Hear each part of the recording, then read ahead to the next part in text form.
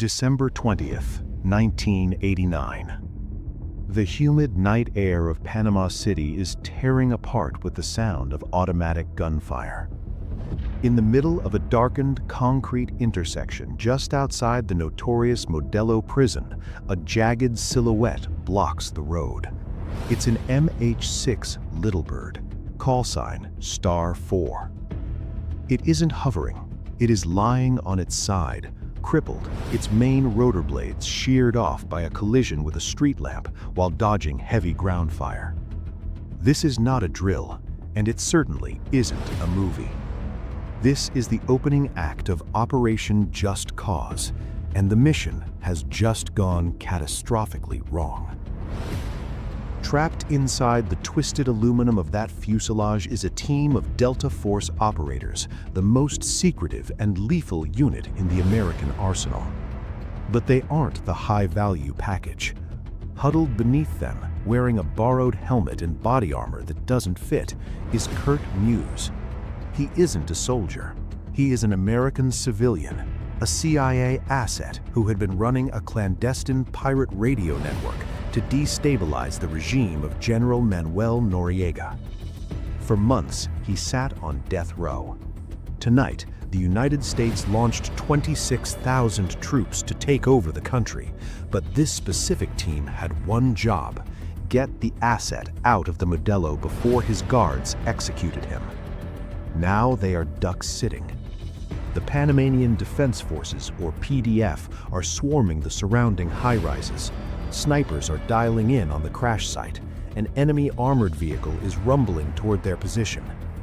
The invasion of Panama, the largest American combat operation since Vietnam, is only minutes old, and it is already hinging on a desperate firefight in a single city block. If the PDF overruns this position, the US doesn't just lose a helicopter crew, they lose the intelligence asset whose imprisonment helped justify the war in the first place. But to understand why an American intelligence asset was rotting in a Panamanian jail, and why the CIA spent decades paying the very dictator who put him there, we have to look past the gunfire. This story isn't just about a daring rescue.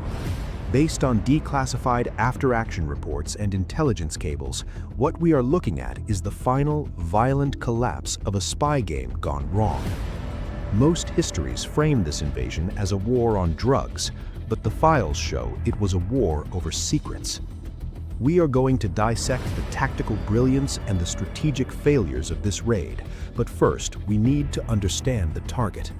Before the bird went down, and before the tanks rolled in, there was a friendship between Washington and a man they called the Maximum Leader. To see why the rescue became necessary, you have to see what the intelligence community built and why they finally had to burn it down. Manuel Noriega was never a typical statesman, nor was he merely a soldier. He was a creature of intelligence, born and bred in the dark corners of the Cold War. To the streets, he was known derisively as Cara de Piña, or Pineapple Face, a cruel reference to the deep acne scars that pitted his skin. But to his handlers at the Central Intelligence Agency, he was a high-value asset, a man who had been on the American payroll since the 1960s, source Dingus 1990. Noriega didn't rise to power through charisma. He rose because he controlled the G2, Panama's military intelligence directorate. In a world of secrets, he was the gatekeeper who knew where every skeleton in Panama City was buried, because he usually held the shovel. For nearly 2 decades, Washington viewed Noriega not as a threat, but as a necessary evil. He was the listening post for the Western Hemisphere. If the CIA needed to track Sandinista movements in Nicaragua or monitor Soviet shipping through the canal, Noriega provided the feed. In exchange, he received hundreds of thousands of dollars in secret payments and, more importantly, political cover. Source Kempe 1990. He mastered the art of the double game, selling intelligence to the Americans while simultaneously trading secrets with Fidel Castro in Cuba and allowing the Medellin cartel to use Panama as a logistics hub for cocaine trafficking. He bet his survival on a cynical calculation that his utility to U.S. national security would always outweigh his criminality. For a long time, he was right, but by the late 1980s, the geopolitical calculus shifted. The Cold War was thawing, stripping Noriega of his anti-communist utility, while the war on drugs was exploding into American domestic politics. The asset had become a liability. When federal grand juries in Florida indicted him on drug trafficking charges in 1988, Noriega didn't step down, he dug in. The atmosphere in Panama City began to rot. The cosmopolitan banking capital transformed into a garrison state.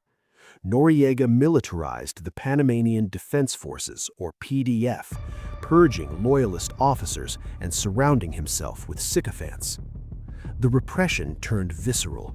He unleashed the Dignity Battalions, paramilitary gangs armed with pipes, chains, and spiked clubs to terrorize the opposition.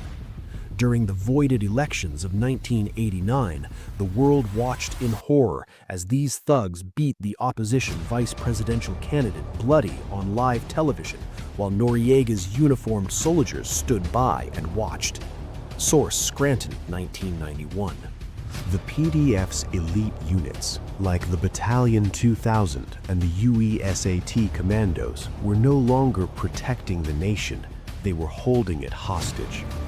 The CIA realized they had helped create a Frankenstein's monster that now controlled the most strategic waterway in the Americas. Diplomacy had failed, sanctions had failed, and coup attempts had been crushed. The intelligence community knew that Noriega would never leave voluntarily, and with American families living just miles from his barracks, the window for a quiet solution had slammed shut.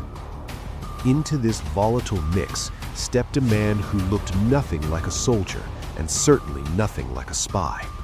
Kurt Muse was an American businessman born and raised in Panama City, a printer by trade, and a family man who had watched the country he loved dissolve into a narco-dictatorship.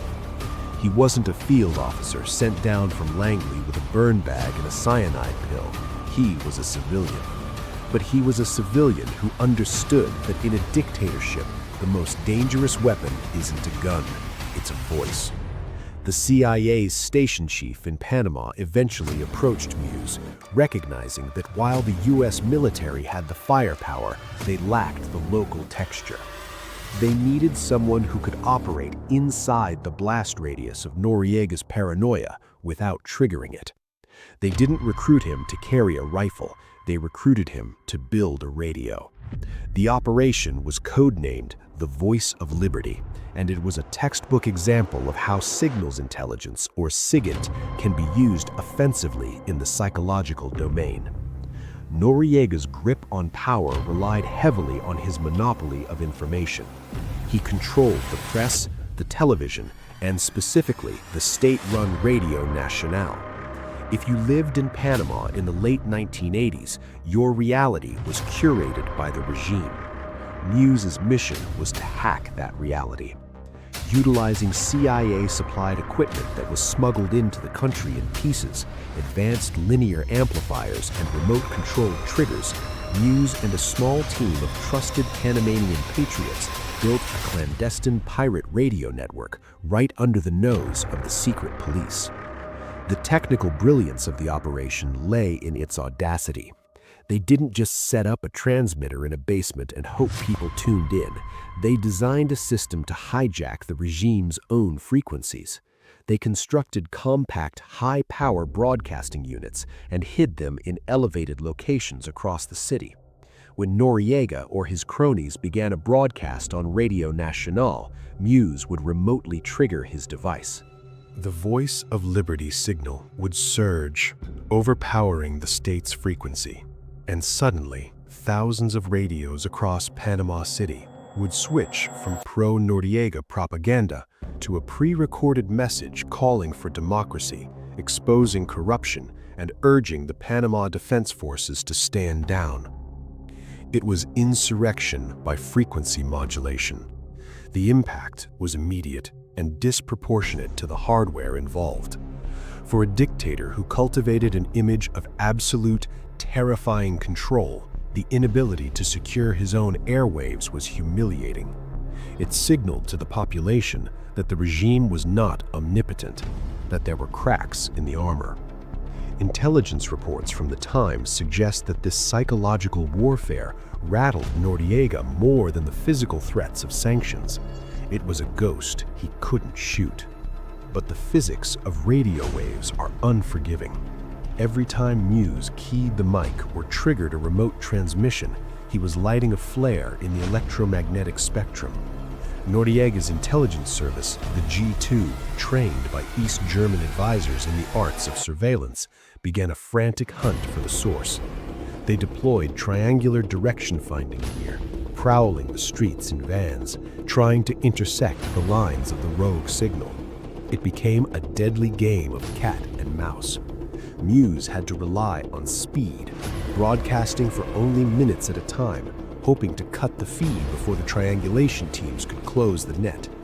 It was a sustainable strategy for a while, but in the world of intelligence, if you roll the dice enough times, the house eventually wins, and the G2 was getting closer to the door. It wasn't a leak that finally burned the circuit. It was simple, brutal geometry. On the morning of April 5th, 1989, Kurt Muse made a fatal tradecraft error. He fell into a pattern. He had just returned from a trip to the United States and, eager to disrupt a scheduled regime broadcast, fired up his transmitter immediately. The G2 triangulation teams, likely advised by Cuban technical specialists who had been hunting the signal for months, were waiting for exactly that pulse. The math was instantaneous. They had the coordinates. There was no cinematic standoff. The elevator doors on his floor slid open, and the hallway filled with the distinct, heavy tension of men who are used to violence. When the Panamanian Defense Forces, or PDF, kicked in the door, they didn't just find a dissident. They found a sophisticated electronic warfare suite sitting on a table in a civilian apartment. The transition from shadow operator to high-value prisoner happened in the span of a heartbeat. Muse was thrown against the wall, the heat of the transmitter still fading in the next room, as the soldiers realized they had just captured the voice of liberty. He was hauled straight to the Comandancia, Noriega's fortified headquarters in the El Chorillo neighborhood. This was the nerve center of the dictatorship, a place where people frequently disappeared into damp basements and never resurfaced. But Muse wasn't executed immediately. He was an American citizen, which made him a complicated asset. He was transferred to the notorious Modelo prison, a concrete nightmare sitting directly across the street from the Comandancia. There, he became inmate number 001, a ghost in the system, held in a solitary cell that would eventually be rigged with explosives. Back at Langley, the arrest triggered a quiet panic. This wasn't just a diplomatic incident, it was a catastrophic intelligence failure. The agency realized that Muse wasn't merely a rogue activist, he was a compartmented asset who held the keys to the entire covert opposition network. If the G2 tortured him effectively, he could reveal the names of Panamanian conspirators, the funding lines, and the specific extent of CIA involvement in the anti-Noriega underground. The intelligence assessment shifted overnight. As long as Muse was free, he was an asset. In a cell at Modelo, he was a massive liability, a living repository of operational secrets held by a dictator who was rapidly losing his grip on reality. The US government was now in a bind. They couldn't acknowledge Muse worked for them without validating Noriega's propaganda that the Yankee imperialists were behind the unrest, but they couldn't leave him there to break under interrogation. The chessboard had changed. The operation was no longer about regime change, it was about damage control. And inside Modelo prison, the G2 interrogators were starting to peel back the layers, looking for the very connection the CIA was desperate to hide. That connection was sitting in a humid concrete box in the Cárcel Modelo. To understand the tactical nightmare that was about to unfold, you have to look at the geography of Panama City. Modelo prison wasn't tucked away in some remote jungle outpost. It was urban, exposed, and sitting in the worst possible location for a rescue team. The prison was located directly across the street from the Comandancia, Manuel Noriega's fortified military headquarters. They were separated by nothing more than a strip of pavement. This proximity was intentional. It meant that the prison was effectively inside the perimeter of the regime's strongest stronghold. Any airstrike or ground assault on Noriega's command center would instantly alert every guard inside the prison. Kurt Muse, the American businessman turned CIA operative, was trapped in the center of this bullseye. He wasn't a soldier, he was a civilian who had managed to embarrass a dictator. Muse had run a clandestine radio network, jamming Noriega's propaganda speeches with rock music and anti-regime messages. For a narcissist like Noriega, this was an unforgivable personal slight. Inside Modelo, the conditions were designed to break the mind long before they broke the body. Muse was kept in isolation, subjected to the stifling tropical heat and the constant terrifying sounds of other prisoners being beaten or dragged away. But the physical deprivation was secondary to the psychological game being played by the G2 intelligence officers. They knew Muse was their leverage. As tensions between Washington and Panama City boiled over, Noriega realized that Muse was his ace in the hole. If the Americans threatened him, he could threaten Muse. But intelligence reports filtering back to the Pentagon revealed that this leverage had evolved into something much darker. Intercepted communications and reports from local sources confirmed that Noriega had issued a standing order to the Panama Defense Forces. He wasn't just holding Muse as a bargaining chip for a trade, he was holding him as a human shield against invasion. The logic was cold and binary. If the United States military launched an attack, the PDF guards were not to move Muse to a safe house. They were not to negotiate. They were ordered to liquidate him immediately. This wasn't a vague threat, it was a tactical directive known as the kill order. Intelligence analysts confirmed that a specific PDF soldier was stationed permanently outside Muse's cell door. This guard wasn't there to prevent an escape, the walls did that. He was there to execute the order. His instructions were simple. At the first sound of American helicopters or the first explosion at the Comandancia across the street, he was to empty his magazine into the American. The CIA knew that the moment Operation Just Cause began, the clock on Muse's life wouldn't be measured in hours or minutes, but in the seconds it took a nervous guard to lift a rifle. The entire invasion plan had to account for this single terrifying variable. They had to neutralize a standing army, but they had to do it without startling the man holding the gun to Kurt Muse's head. To solve that equation, the Pentagon turned to a unit that, legally speaking, didn't exist for much of the public imagination. The 1st Special Forces Operational Detachment, Delta. For the operators involved, this wasn't just a rescue mission, it was an exorcism. The shadow of Operation Eagle Claw, the disastrous 1980 attempt to rescue hostages in Iran, which ended in burning wreckage at Desert One, still hung over the special operations community. Delta needed to prove that the concept of a surgical counterterrorism raid was viable on a conventional battlefield. And the target, the Cárcel Modelo, the model prison, was a nightmare scenario for any tactical team. Located in the heart of Panama City, directly across the street from the Comandancia headquarters, the prison wasn't just a holding cell, it was a fortress. Intelligence reports indicated that Kurt Muse was being held in a converted administrative office on the 2nd floor. But second floor is a deceptive term when you're looking at a concrete box surrounded by guard towers and anti-aircraft heavy machine guns. This is where the intelligence preparation of the battle space moved from high-altitude satellite photos to something far more gritty. How do you practice raiding a building you can't enter? The answer lay in a specific piece of human intelligence, or humant. A Panamanian doctor, known in the files only as a confidential source, had been allowed to visit Muse to check on his health.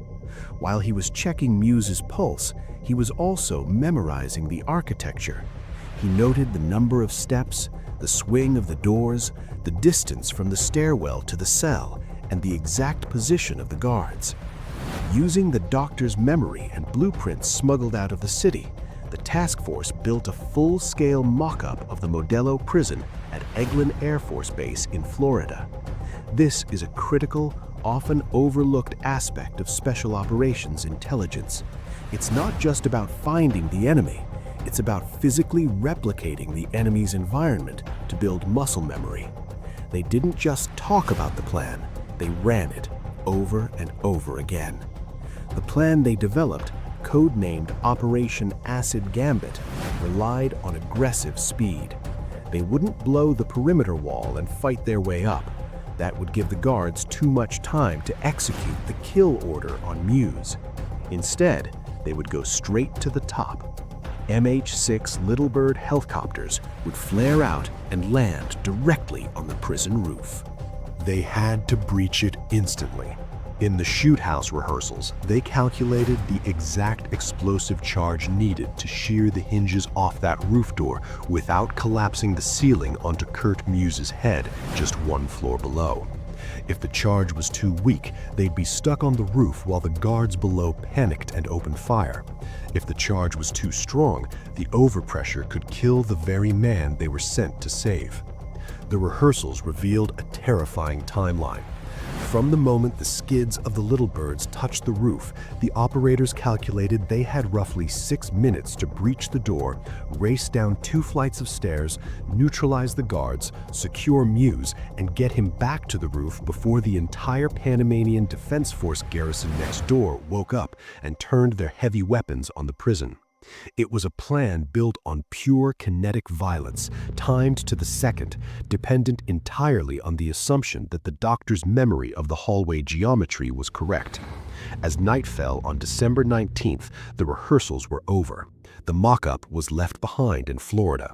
The next time they breached that door, the rounds coming back at them would be real. At 12:46 a.m. on December 20, 1989, the waiting ended. President George H.W. Bush had formally authorized Operation Just Cause, unleashing 26,000 U.S. troops to dismantle the regime of Manuel Noriega. But for the small team of operators waiting on the tarmac, the tanks and paratroopers invading the country were merely a distraction. The screaming jets and heavy armor were the sledgehammer designed to occupy the Panamanian Defense Forces. Operation Acid Gambit was the scalpel, and it had to strike before the enemy realized the patient was being cut loose. At Howard Air Force Base, the rotors of 4 MH-6 Little Birds whined into a high-pitched scream. These helicopters were stripped down, agile and terrifyingly exposed. There were no armored doors or protective fuselages here, just benches mounted on the exterior skids. The Delta operators sat exposed to the humid night air, their legs dangling over the edge, weapons at the ready.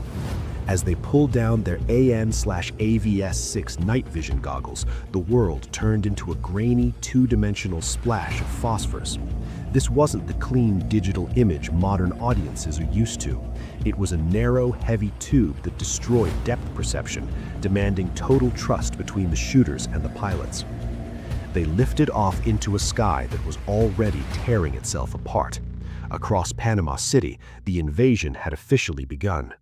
Tracers arced through the darkness like angry fireflies, and the dull thud of AC-130 gunships pounding the Comandancia, Noriega's heavily fortified headquarters, vibrated through the airframes of the small helicopters. The pilots, the elite 160th Special Operations Aviation Regiment, had the hardest job of the night. They had to fly low, skimming rooftops and weaving through power lines, navigating an urban canyon that had just turned into a free-fire zone. The intelligence picture had been clear but grim. The Modelo prison was located directly across the street from the Comandancia, the focal point of the heaviest fighting. To rescue Muse, they had to fly straight into the center of the hornet's nest while it was being kicked. The timeline was razor thin. Intelligence intercepts suggested that Muse's guards had standing orders to execute him the moment an attack began. The team didn't have minutes, they had seconds. As the little birds flared for their final approach, the flat concrete roof of the prison rushed up to meet them. The element of surprise was their only shield, and it was about to evaporate. The skids of the MH-6 Littlebirds slammed onto the Modelo roof with a violence that signaled the end of the covert phase. There was no hovering, no gentle set-down. The pilots drove the machines onto the concrete, the rotors spinning just feet above the heads of the Delta operators who were already leaping from the side benches before the weight of the helicopters had fully settled. On the roof, the reaction of the Panamanian Defense Force guards was a chaotic mix of confusion and panic. They had been expecting a quiet night, perhaps watching the distant tracer fire near the Comandancia, but suddenly they were engulfed in the hurricane force rotor wash of American Special Operations helicopters. The engagement was instantaneous and one-sided. The snipers aboard the accompanying gunships hovering in the dark periphery had already cleared the exposed threats, allowing the 23 operators to flood the rooftop without taking immediate casualties. But securing the roof was only the preamble. The true objective lay 2 floors down, inside a specific cell where Kurt Muse was waiting. The team moved with the fluid, aggressive speed that comes from rehearsing a single sequence of movements hundreds of times. They approached the heavy steel door that sealed off the roof from the stairwell below. This was the first critical barrier, and standard lockpicking was not on the menu. A breaching charge was slapped against the metal, a calculated amount of explosives designed to shear the hinges and shatter the locking mechanism without bringing the ceiling down on their own heads. The explosion that followed didn't just open the door, it announced the breach to the entire city block. The blast wave punched inward, blowing the steel door off its frame and sending a concussive thud reverberating through the concrete skeleton of the prison. Inside the cell block, the air pressure spiked, ears popped, and the stagnant prison air was instantly replaced by the acrid smell of high explosive residue and pulverized concrete dust. For the operators, the explosion was the starting gun for the most dangerous foot race of their lives. They surged through the smoking gap where the door had been, moving into the stairwell. This was the fatal funnel, a narrow, confined space where a single grenade or a well-placed burst of automatic fire could wipe out the lead element. But they relied on the shock of capture. The speed of their violence was their armor. They descended the stairs in a heavy, thundering cadence, their boots hammering the steps, weapons shouldered, flashlight beams cutting through the swirling dust. Down in cell number 1, Kurt Muse had been jolted awake by the roof breach. He didn't need an intelligence briefing to know what was happening. The walls of the Modelo were shaking, debris was falling from the ceiling. He rolled off his cot and hit the floor, covering his head, realizing that the rescue or execute scenario he had feared for months was playing out in real time. He knew that outside his door, the guard assigned to kill him was making a choice. The Delta team hit the landing of the second floor. They breached the door leading into the cell block corridor. The timeline was now measuring in milliseconds. According to the intelligence reports and the floor plans they had memorized, the guard station was directly outside Muse's cell. As the lead operators swung into the hallway, cutting the corner with their weapons raised, the scene slowed down into a series of distinct, frozen images. The hallway was dim, filled with the haze of the breach. At the far end, exactly where the intelligence said he would be, was the PDF guard. He was armed. The chaos of the explosion had disoriented him, but his training, or perhaps simple panic, was kicking in. He was raising his rifle, the barrel sweeping toward the door of the cell where the American hostage lay on the floor. The operators didn't yell commands. They didn't ask for surrender. The rules of engagement for this specific room were absolute. The lead operator acquired the target, the laser sight finding the guard's silhouette in the gloom, and squeezed the trigger, ending the threat, before the guard could flip the safety on his own weapon. The race to the cell door was over. Now the race to get out would begin. Operators surged into the cramped cell, the air still hazy from the breaching charge. There was no time for explanations or relief. One operator shoved a heavy Kevlar vest over Muse's head, while another jammed a ballistic helmet onto him, buckling the chin strap tight. In seconds, Kurt Muse was transformed from a fragile hostage into a cumbersome package, the precious cargo that justified the entire invasion. He was disoriented, adrenaline dumping into his system, but the Delta team didn't give him a moment to process the near-death experience. They grabbed him by the webbing of his new armor and hauled him into the corridor. The prison was no longer silent. The blast had kicked the hornet's nest. The cell block erupted into chaos as hundreds of other prisoners, realizing the guards were distracted or dead, began screaming, shaking bars, and inciting a riot. The noise was deafening, a mix of panicked shouts and the sharp crack of suppressed weapon fire as the team cleared the path ahead. The operators moved in a tight, violent wedge, shoving Muse forward, clearing stairwells with aggressive speed. Every corner was a potential ambush, but the training took over, muscle memory dictating every pivot and trigger pull. They had to go up. The only way out was the roof. But as they burst through the final doorway and out into the humid Panamanian night, the situation went from dangerous to catastrophic. The Modelo prison sat directly across the street from the Comandancia, the heavily fortified headquarters of Noriega's Panamanian Defense Forces. The PDF soldiers in the neighboring high-rises and the HQ building had realized the prison was under attack. They saw movement on the roof and opened up with everything they had. The roof instantly became a kill zone. Heavy machine gun fire and sniper rounds tore through the air, chewing up the concrete and sending lethal splinters flying. The operators tackled Muse, throwing him to the deck behind a low retaining wall, the only cover available in the crossfire. Tracers zipped overhead, illuminating the team in flickering green light. They were trapped, pinned down by superior firepower from an elevated position, and the extraction helicopters, the fragile little birds, were now inbound, flying straight into a wall of anti-aircraft fire to pick them up. The pilots of the 160th Special Operations Aviation Regiment, flying the MH-6 Little Birds, are known for a very specific brand of aggression, and they flared their aircraft directly into the kill zone without hesitation. The rotor wash kicked up a blinding storm of dust and trash from the street, momentarily obscuring the green lines of tracer fire that were bracketing the extraction point. For the operators on the ground, the sound of those turbines was the sweetest noise in the world, a promise of escape from a situation that had rapidly disintegrated into a standoff. They scrambled toward the skids.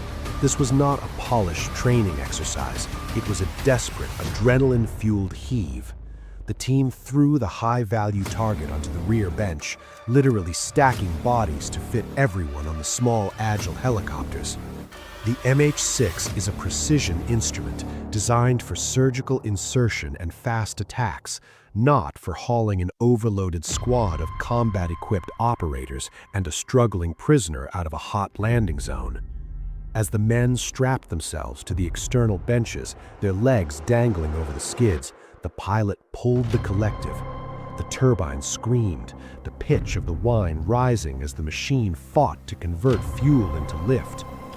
You could feel the physics fighting back. The helicopter was heavy, too heavy. It didn't leap into the air. It shuddered, lurching upward sluggishly, the skids scraping the asphalt for a terrifying extra second before breaking contact with the ground. They were airborne, but they were slow. And in modern urban warfare, slow is synonymous with dead. As they cleared the roofline of the surrounding buildings, the protection of the courtyard vanished. They were now silhouetted against the ambient city light, a dark, hanging fruit for every gunman on the surrounding rooftops. That is when the luck ran out. There was no cinematic explosion, just a sickening metallic crack that vibrated through the frame of the aircraft. A round, perhaps a lucky shot from an AK-47 or a heavier caliber round from a ZPU, had found the one critical weakness in a helicopter's anatomy: the tail rotor assembly. The effect was instantaneous. Without the tail rotor to counter the immense torque of the main blades, the helicopter violently snapped to the right. The pilot slammed the anti-torque pedals, but the controls were dead. The horizon began to spin, a dizzying blur of green tracers and dark buildings rotating faster and faster. Inside the cockpit, the warnings blared, but there was no altitude to recover, no time to auto-rotate. The centrifugal force pinned the operators to the external benches, their world reducing to a nauseating kaleidoscope of motion. Gravity reclaimed them. The little bird didn't glide, it fell out of the sky like a stone, the spin robbing the main rotor of its lift. They slammed into the intersection below with bone-jarring force. The skids collapsed instantly, absorbing some of the energy, but the fuselage hit the pavement hard, rolling onto its side as the main rotors shattered against the asphalt, sending deadly shrapnel flying in all directions like oversized, jagged knives. Then, silence. A heavy, ringing silence that felt louder than the gunfire. Dust and smoke choked the air. The smell of spilled JP-8 aviation fuel began to rise, a terrifying scent that signaled the immediate threat of fire. One by one, the team began to move. Groans of pain replaced the silence. It was a miracle of engineering and luck.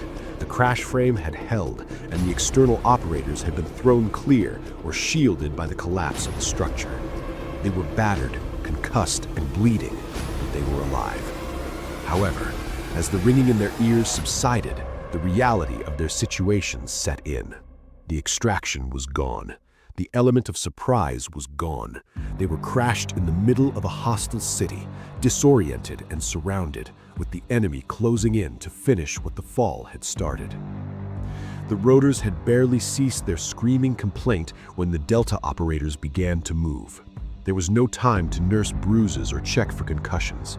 Instinct and thousands of hours of repetition took over.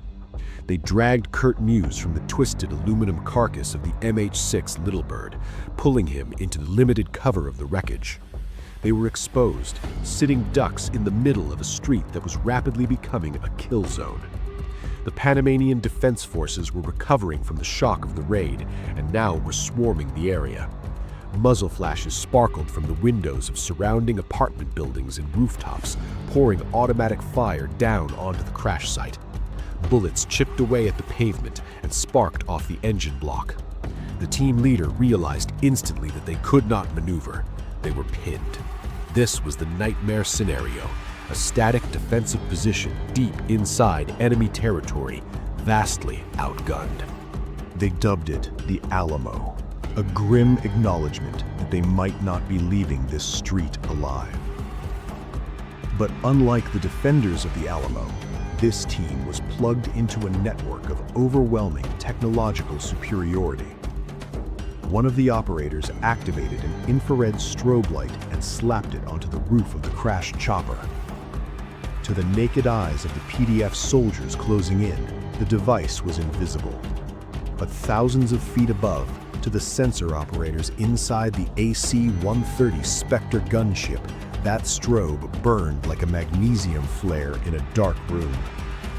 It marked the center of the friendly universe. Everything outside that tiny pulsating circle was designated a target. The radio call went out, "Danger close." It is a phrase that chills the blood of even hardened infantrymen, authorizing airstrikes within safe distance limits, effectively calling down fire onto your own toes to stop an overrun. The AC-130 crew accepted the risk. The sky above Panama City tore open. It started with the terrifying, canvas-ripping sound of the 20mm Vulcan cannons, followed almost instantly by the rhythmic, heavy thumping of the 40mm Bofors guns. The streets surrounding the crash site erupted in a chaotic mix of concrete dust, shrapnel, and concussive blasts. But the true hammer blow was the 105mm howitzer, a field artillery piece mounted inside the aircraft. When it fired, the ground shook. Down in the street, the Delta operators huddled over Muse, debris raining down on their helmets as the Spectres surgically dismantled the buildings around them. Operators used infrared lasers to point out specific sniper nests, painting targets with beams of light invisible to the enemy. Seconds later, those positions simply evaporated. The PDF, fighting a conventional battle, were being systematically erased by an enemy they couldn't see, directed by a team they couldn't kill. The wall of fire held the enemy at bay, buying the team the most valuable commodity in war: time.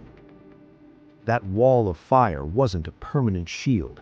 It was a doorman holding the gate open for exactly the amount of time it took for the cavalry to arrive. And in this case, the cavalry didn't ride horses or fly helicopters. They came in aluminum boxes on tracks. Just as the enemy fire began to suppress the stranded operators near the crash site, the ground began to shake. Elements of the 5th Infantry Division, mechanized, specifically the 4th Battalion's 6th Infantry, had been holding a blocking position nearby. When the call came over the radio that the extraction bird was down, the rules of engagement shifted from containment to immediate kinetic rescue. The vehicles that roared around the corner weren't the heavy M1 Abrams battle tanks that capture headlines, but M113 armored personnel carriers. To the exposed men on the ground, however, these aging battle taxis looked like the most beautiful chariots on Earth. The M113 is essentially a shoebox made of aircraft-grade aluminum, designed to deflect small arms fire and shrapnel, but vulnerable to almost anything else. In the tight urban confines of Panama City, sending them into a kill zone was a calculated risk. A single rocket-propelled grenade fired from a rooftop could turn the troop compartment into a furnace. But the drivers didn't hesitate. The APCs revved their diesel engines and smashed through the perimeter barriers, flattening chain-link fences and crushing parked cars that the PDF had used to block the streets. The sheer violence of their arrival stunned the Panamanian defenders just long enough to alter the dynamic of the fight. The ramps dropped with a heavy metallic clang. The scene at the crash site was controlled chaos. Delta operators, some bleeding from shrapnel wounds, didn't gently escort Kurt Muse into the vehicle. They practically threw him into the dark, cavernous belly of the lead APC. The wounded were dragged in after him, piling onto the benches or the floorboards, slipping on hydraulic fluid and sweat. The interior of an M113 is loud, claustrophobic, and smells intensely of diesel and cordite. As the ramp winched shut, sealing them inside, the operators knew they had traded one danger for another. They were no longer pinned down, but they were now blind, packed inside a target, moving through a city that was waking up and fighting back. The drive back to the green zone became known as the Gauntlet. This wasn't a tactical withdrawal, it was a high-speed brawl on asphalt. The PDF, realizing their prize was slipping away, poured fire onto the convoy from alleyways, windows, and rooftops. Inside the APCs, the sound was deafening, a constant rhythmic hammering as hundreds of billets struck the aluminum hull like hail on a tin roof. Every few seconds, a heavier thud signaled a grenade or a near miss from an RPG.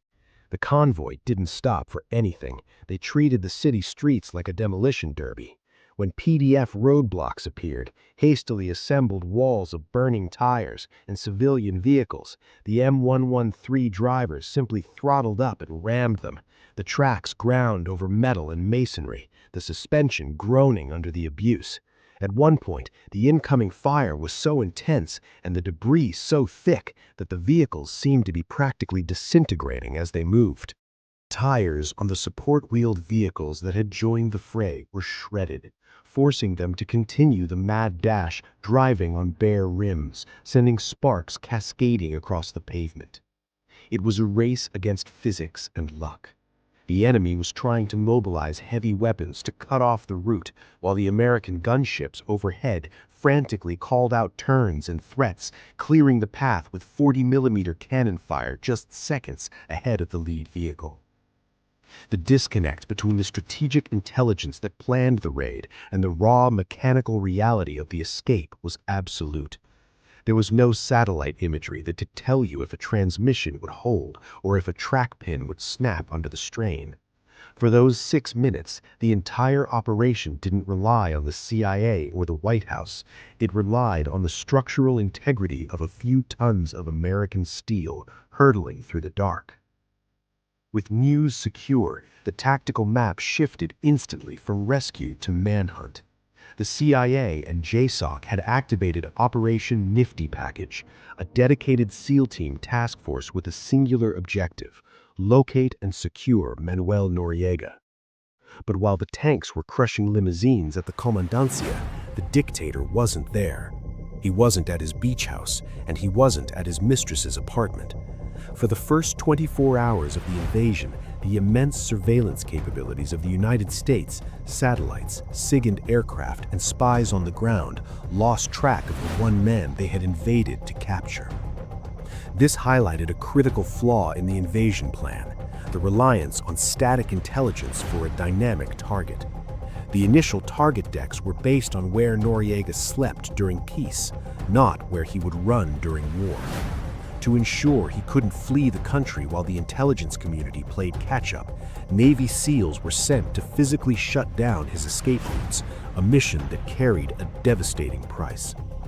At Paitilla Airfield, tasked with disabling Noriega's private Learjet, SEAL Team 4 engaged in a fierce firefight with dug-in Panamanian guards, losing 4 men to secure a stretch of tarmac.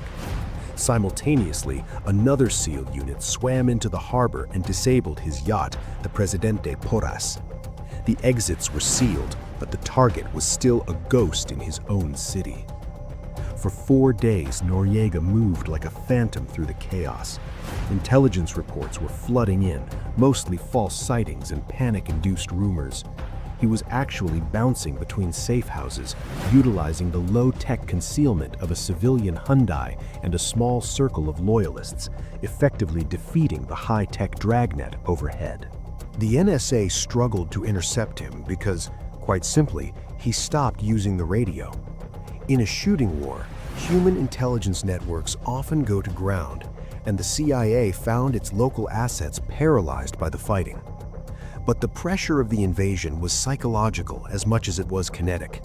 With his Panamanian Defense Forces surrendering en masse and $1 million bounty on his head, Noriega's circle of trust evaporated. On Christmas Eve, the manhunt hit a diplomatic brick wall.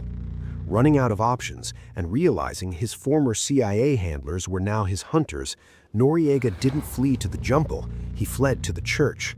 He contacted the papal nuncio, Monsignor Laboa, and walked through the gates of the Apostolic Nunciature, the Vatican Embassy. The most powerful military in the world screeched to a halt at the front gate. United States troops could level a city block, but they could not breach the sovereign territory of the Holy See without causing a catastrophic international incident.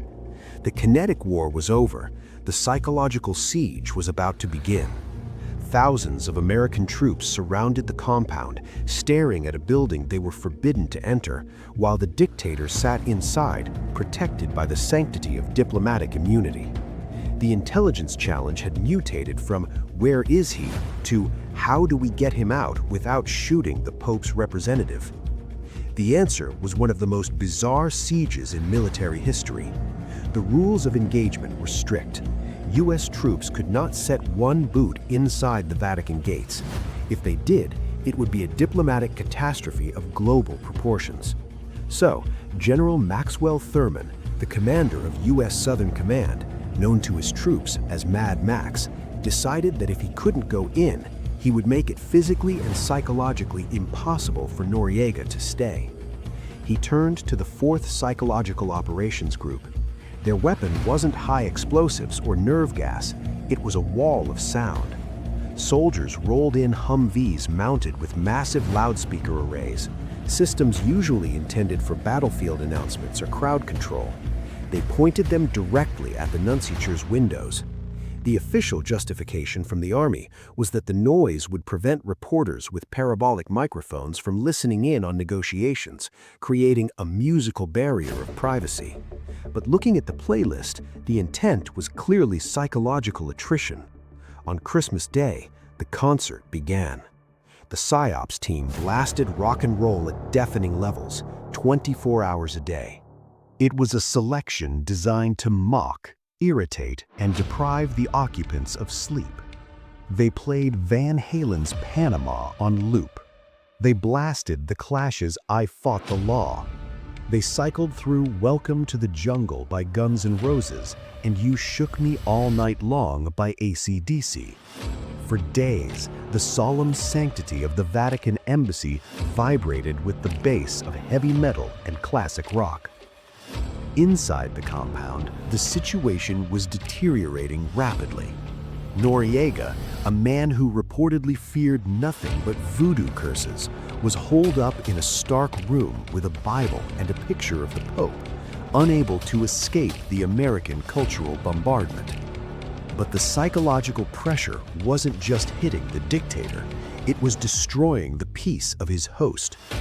Monsignor José Sebastián Laboa, the papal nuncio, was a dignified diplomat trying to navigate a geopolitical crisis while rock music screamed through his windows day and night. The noise was indiscriminate. It deprived everyone inside of sleep, raising cortisol levels and fraying nerves to the breaking point. The tactic worked in a way the military hadn't fully anticipated. The Vatican eventually complained to the White House, calling the rock bombardment a violation of international dignity and psychological torment for the nuns and staff inside.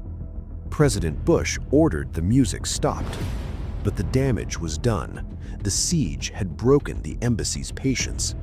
Monsignor Laboa, exhausted and out of options, essentially gave Noriega an ultimatum.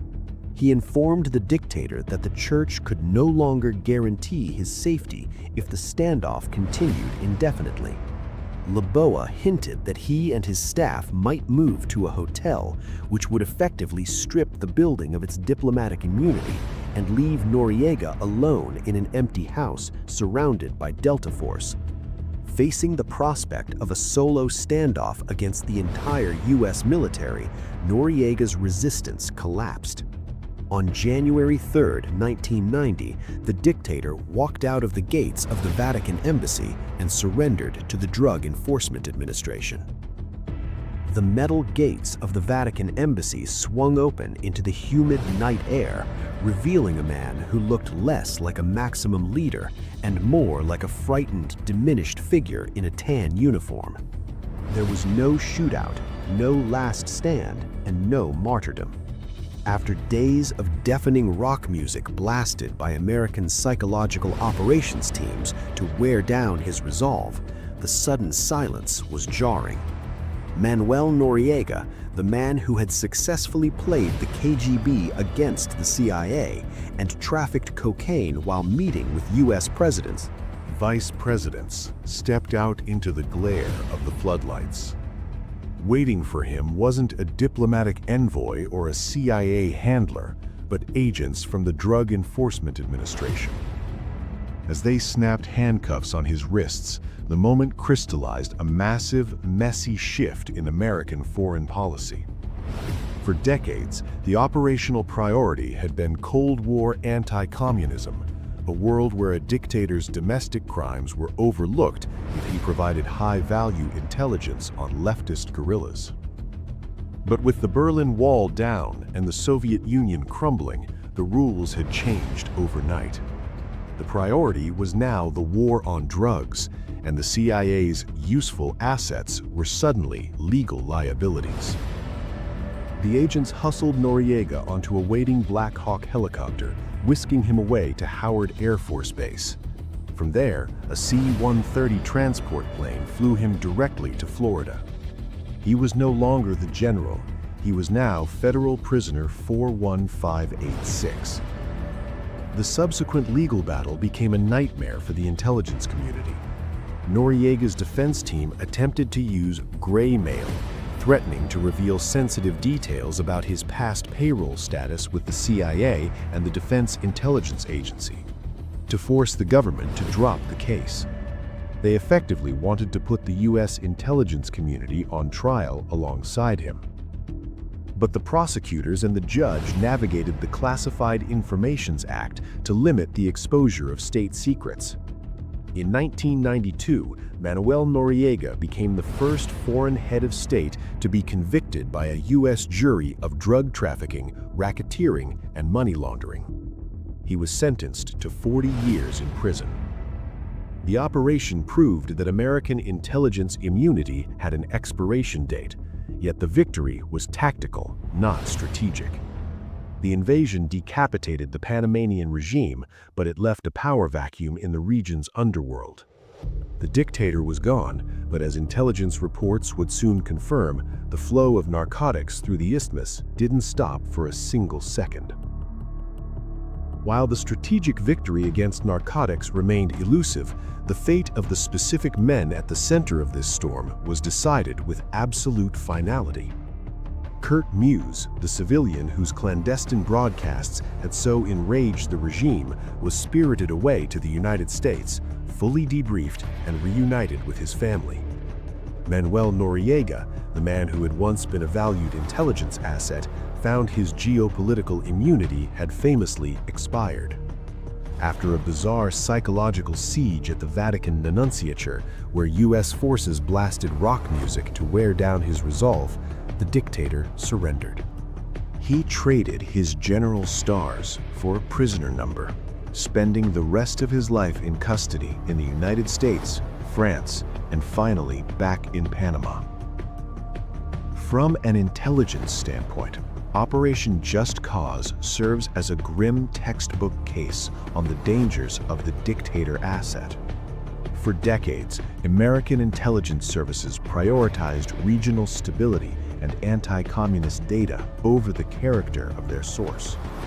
They believed Noriega was a necessary evil, an asset that could be managed indefinitely. The invasion proved that such assets often degrade into liabilities that require a massive, expensive military correction. The intelligence community was forced to confront the reality that renting loyalty is not the same as buying it, and the long-term blowback from supporting an erratic autocrat often outweighs the short-term intelligence gains. However, on a tactical level, this operation was a watershed moment. It was the first true post-Vietnam test of the revitalized American military machine, and it validated a new doctrine of overwhelming speed and night-fighting supremacy. The complex integration of Delta Force, Navy SEALs, and conventional paratroopers into a single synchronized strike became the blueprint for the 1990s. The lessons learned here, specifically regarding urban combat and the tragedy of friendly fire incidents, were meticulously studied.